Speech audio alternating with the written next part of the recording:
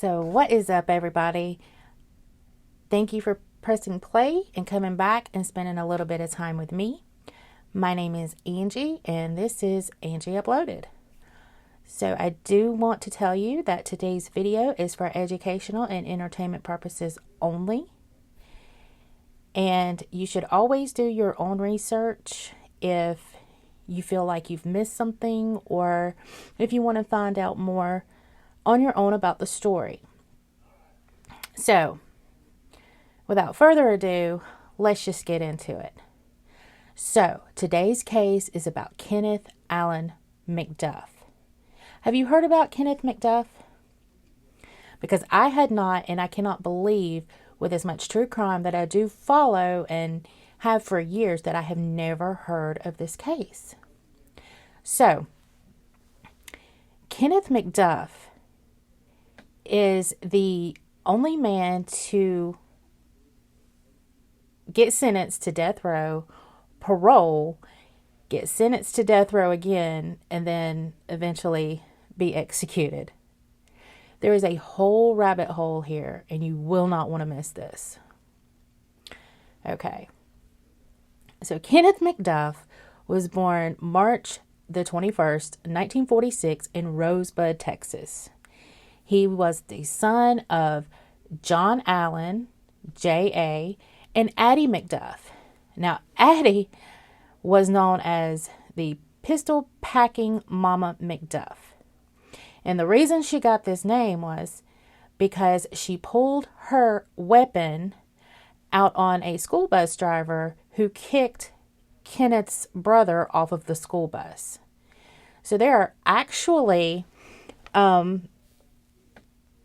reports that people in town were scared of Addie McDuff because they knew she was always packing. So Kenneth was also known as a bully in Rosebud High School. He would pick on the weaker students, like most bullies do. But it's because he lost a fight to a more athletic student. And this would also be the catalyst, it says, of him actually dropping out of school. So when he dropped out, he started working with his dad. Now, his dad owned a very successful concrete business during the huge boom in Texas of the 60s as far as construction. So they were doing, pretty well. Well, he was working with his dad, and during this time frame, he would rack up charges for 12 burglaries. Now, he got sentenced to 12 4-year prison terms, and these were to be ran concurrently. And concurrent means they run them all together. So you could either get concurrent or consecutive, where consecutive would be back to back to back, where these were to be ran concurrently. So, but either way, he paroled out in December of 1965. I have never seen one person get so many chances in my life. And for somebody as psychotic and evil as he was, I think he got just one too many. But we'll get there. So he paroles out, and a little later he would get in a fight. He would go back, but he was only there a hot minute, and he was released again. So now, and that happened. The burglary charges happened in 1964, so he was 18 at the time. So let's fast forward to 1966. So in 1966, him and a new friend that he had met through the business, concrete and all, he had met a guy named Roy Dale Green. Well, Roy, who would later go on to say that Kenneth would brag about his criminal past, and he even bragged openly about S.A.ing and killing 2 young women. So they were riding around in Everman, Texas. And they ride up on a baseball field. And there's 3 teenagers leaned up against their car, just kind of chilling, like teenagers do, right? But had no idea that evil was lurking. Now, the 3 teenagers were 16-year-old Edna Louise Sullivan, her boyfriend, 17-year-old Robert Brand, and his cousin visiting from California was 15-year-old Mark Dunman. So, McDuff and Green came up on them while McDuff was holding his .38 and forced them into the trunk of their car, while Green would follow in McDuff's car. So they drove along the highway until they found a field where McDuff ordered Green to get Sullivan out of that trunk, put her in his trunk, and he said he had to knock them off, talking about the 2 boys. So the 2 boys are in there pleading for their lives, and McDuff fires 6 shots into the trunk. So then that leaves Sullivan. So Green would say that they both repeatedly S.A.'d Sullivan, and he would later go on to say that he was under duress while performing his part. So after she had been repeatedly S.A.'d, McDuff asked Green to hand him something so he could strangle her. So he hands him his belt. Well, he opted not to use the belt. He opted to use a 3-foot broomstick piece that was in his car, because that's what we all carry in our cars, right? But nonetheless, it was in his car, and he put that over Sullivan's throat, and he would crush her right here, thus strangling her, thus killing her. They would dump her body in some bushes and carry on. So that evening, they went over to Green's house to spend the night. And his conscience started getting the best of him. So McDuff hides his weapon, digs a hole in the ground by the garage over at Roy Dale's house. Now, his conscience has gotten the best of him. I'm talking about Roy Dale Green, not McDuff. He doesn't have one. And he would confide in a friend of his parents. He told them what happened. Well, they went and told Roy Dale Green's mom what had happened. So she talked him into going into the police station and turning himself in and letting them know what all had happened. Now, McDuff would subsequently be sentenced to Texas's electric chair, while Green would get 25 years, and he paroled out in 1979. Well, due to the U.S. Supreme Court deeming that death penalties was cruel and unusual punishment, at that time, all death penalty cases, anyone that was on death row, their sentences were commuted to life. Well, chances, right? So, Texas was having an overcrowding problem in their prison systems.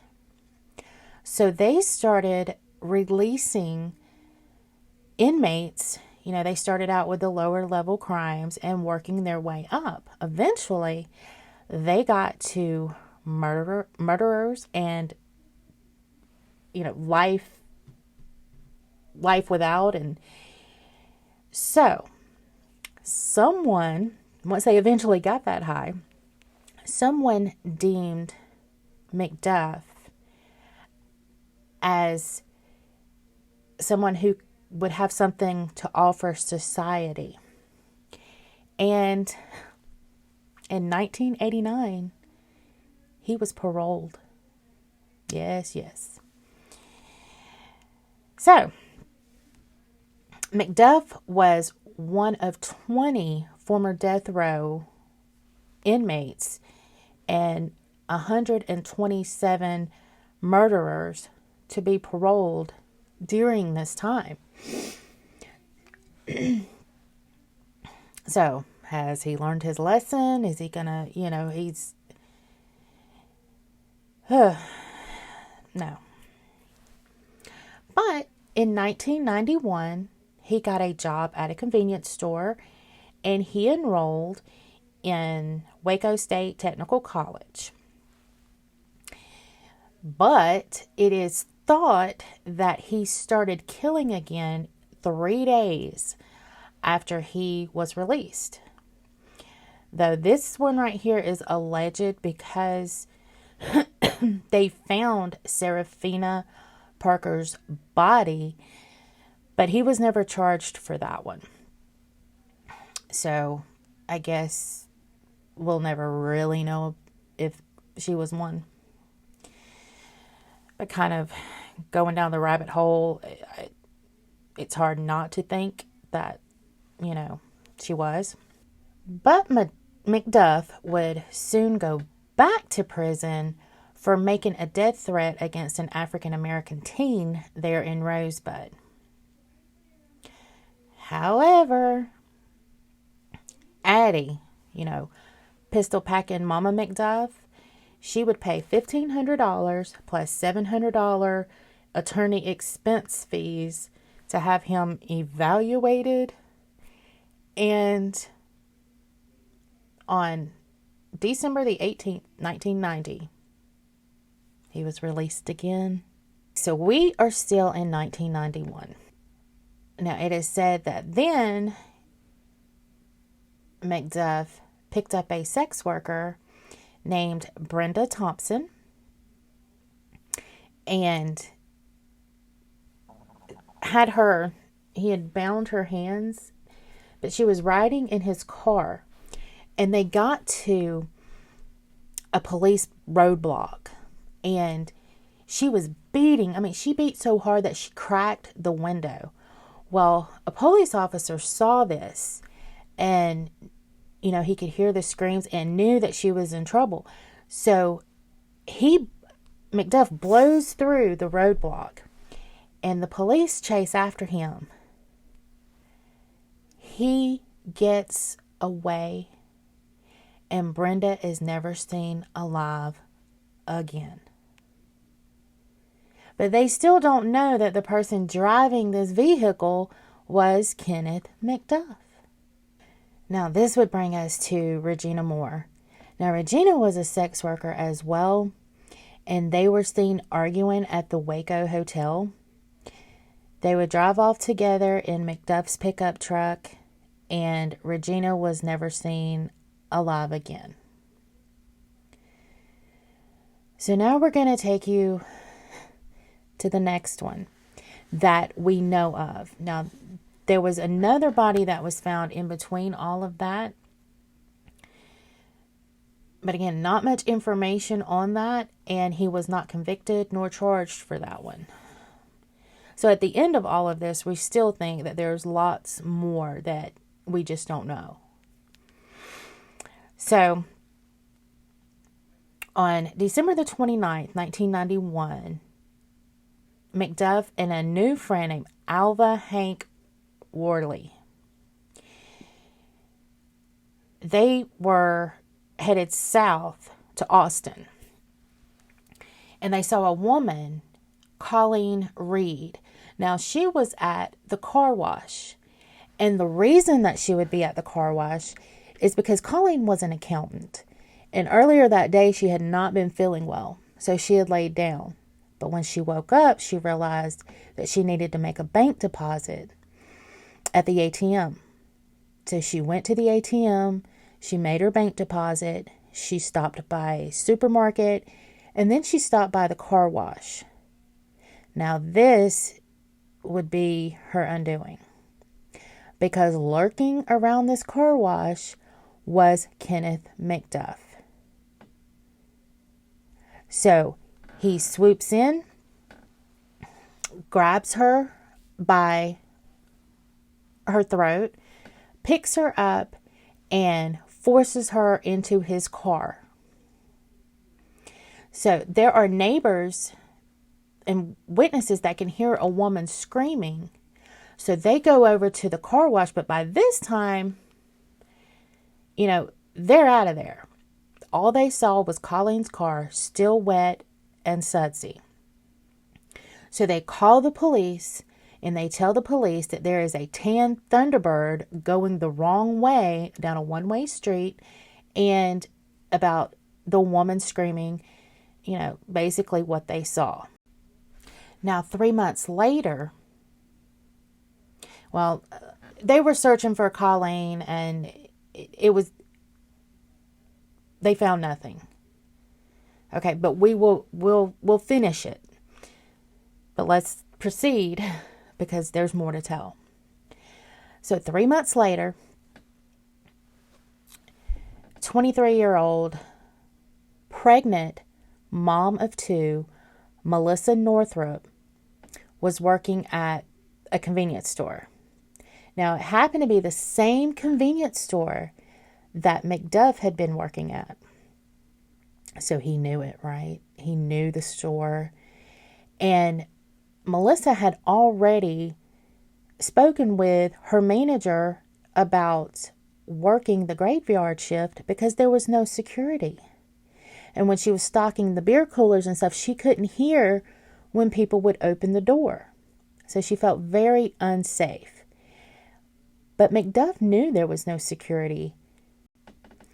And so he would tell friends that he knew where this good-looking girl worked, and he could rob her and get away with it. So, on March the 1st of 92, McDuff was out looking for some substances because he was into substances, using and selling. But anyway, he was out looking for his substances when his car broke down. Well, it broke down right up from the convenience store.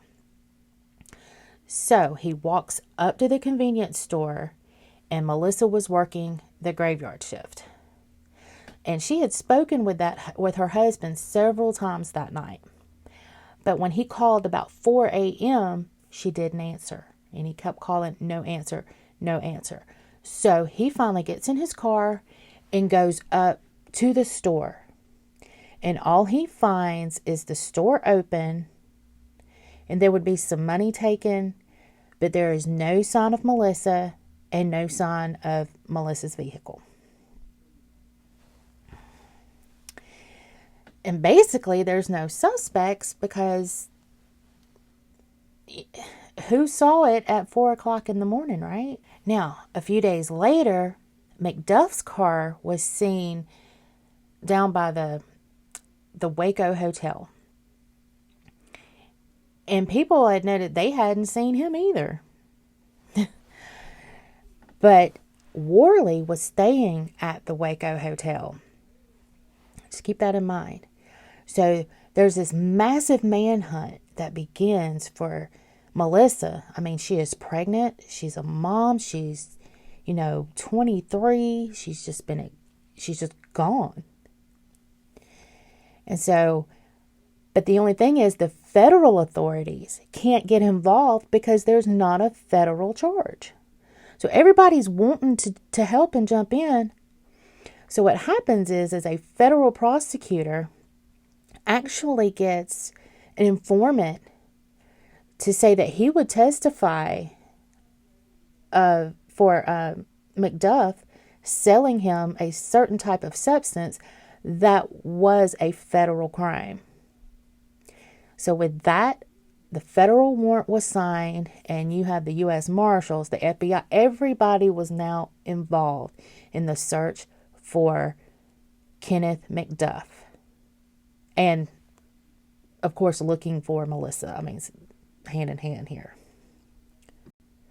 So they were searching the school campus and fields, and then they finally went over to McDuff's parents' house to question them to see if they knew the whereabouts of their son.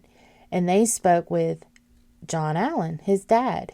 And his dad said that he did not know where Kenneth was, but if they found him, they could kill him if they wanted to. So I guess he was just thoroughly disgusted with the chances and then the lifestyle that his son had chosen to live, and probably the stigma that went with being his parents, right? So, and the police were also hearing stories from others that McDuff always talked about killing and disposing of bodies. Well, they found Abel Worley at the hotel, and they said that he acted very suspicious, just always like jittery and moving around and stuff. And so they kept pressing Worley, and finally he broke. And he told them that he was with McDuff when he took that girl, talking about Colleen. So, now missing for 4 months was Colleen. And he told them that McDuff had abducted, tortured her in the car. They repeatedly SA'd her in every way that you can. Just sick. But anyway, that's the story. And then they burned her with cigarettes and beat her. They beat her till she had passed away. So he showed investigators an old gravel road off the beaten path. I mean, very remote. And he led them to the field where Colleen was further tortured.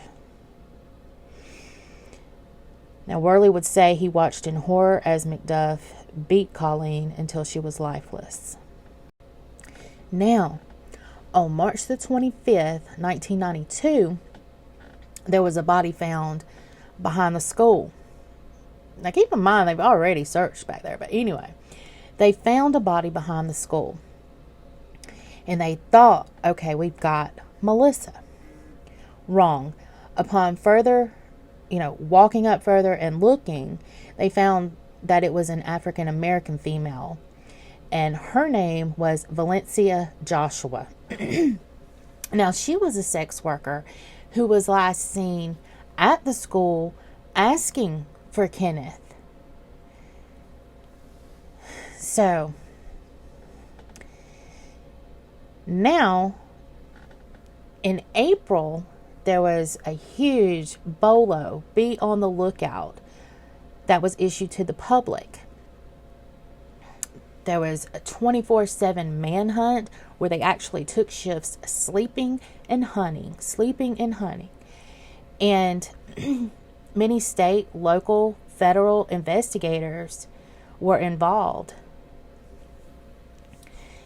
Then there was a fisherman, out just fishing at the lake, and he saw a body. Now,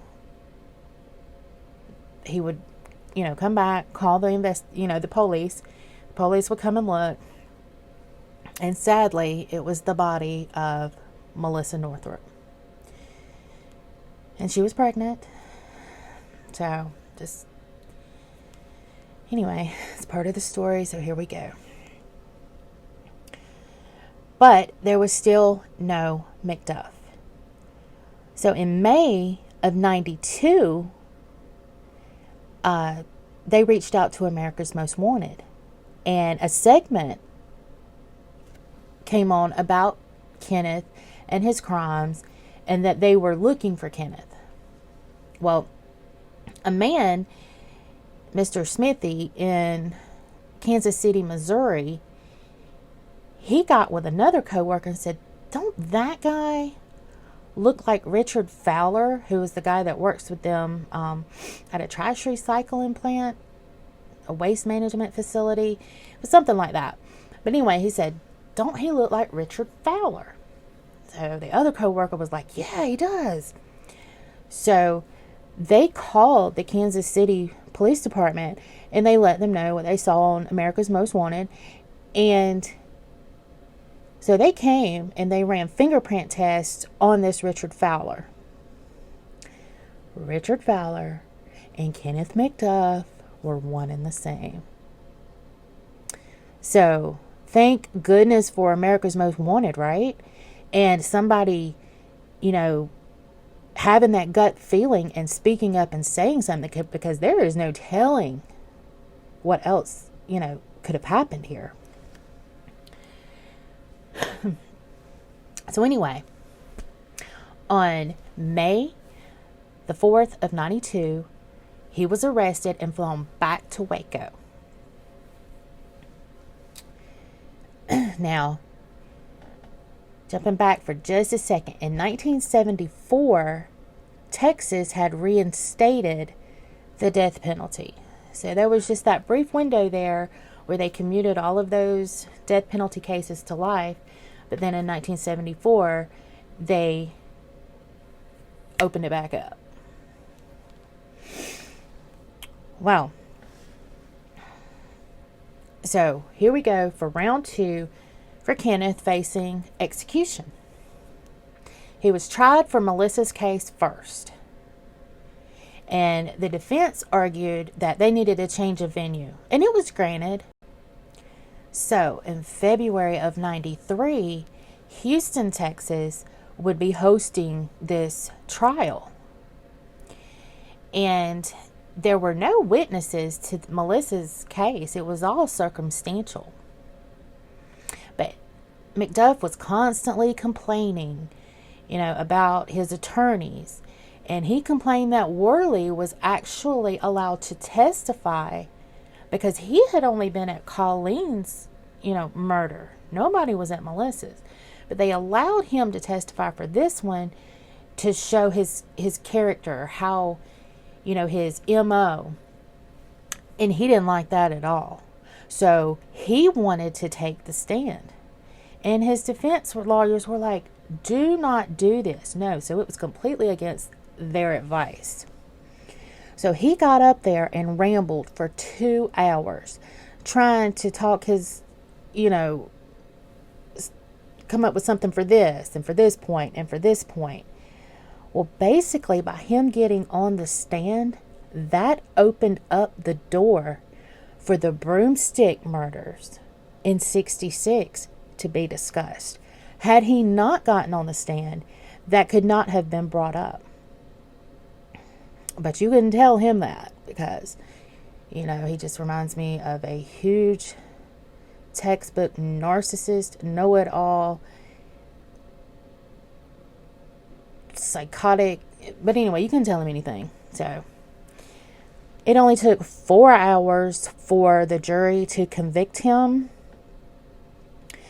And within an hour, they were able to decide his sentence, which was the death penalty. So that's number 2. Now in 94, he was they did the trial for Colleen. And of course he was found guilty and he was sentenced to death, though at that time her body had not been found. Okay, so his execution was set for November the 17th of 98. And before that date would come, he started revealing some secrets. And so he would talk, and so they wanted to try to find where these bodies were. So they got a friend of his to talk to him and see if he could pull it out of him. So the first one that he did disclose was Regina Moore. Now he said that Regina would be found next to a bridge off of the highway. And sure enough, And I watched, they videotaped them exhuming her, and I watched this, and she was exactly where he said. And when they pulled her out, it was like a perfect skeletal remain, if you could say that. But she was bound, and it was heartbreaking to watch, honestly. So, but anyway, she was there. So that's her body. And then Brenda Thompson would come next. Now he said that she was in a heavily wooded area right outside of Waco, and that she would be buried a foot deep,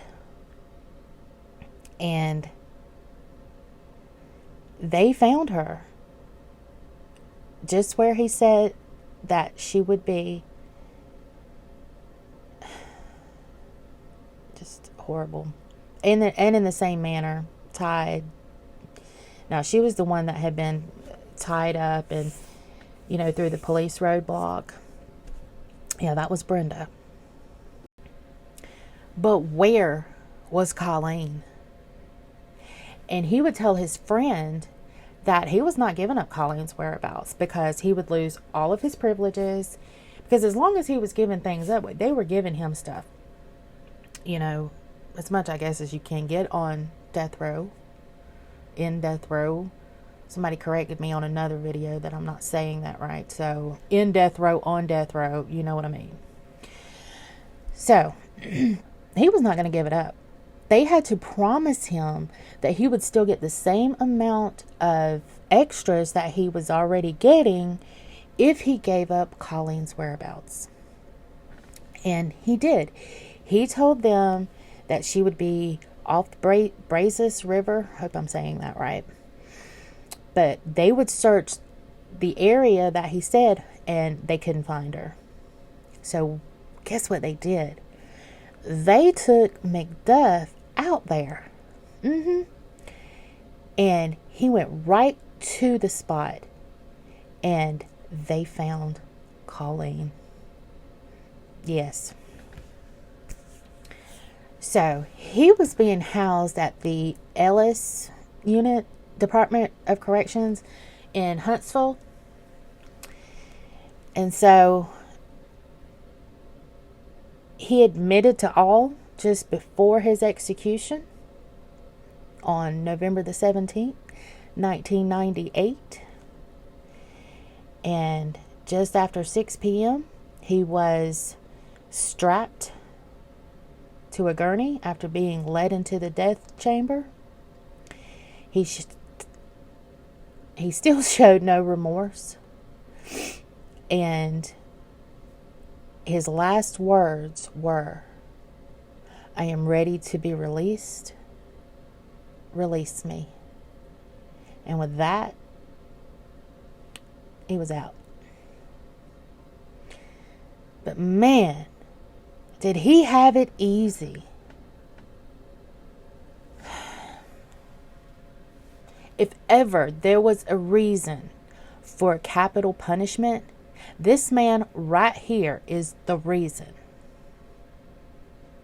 There was no sense in all of these chances he was given. I mean, come on. You kill 3 teenagers. You're put on death row just to get paroled. Even if it was commuted to life. You don't parole them. I'm sorry.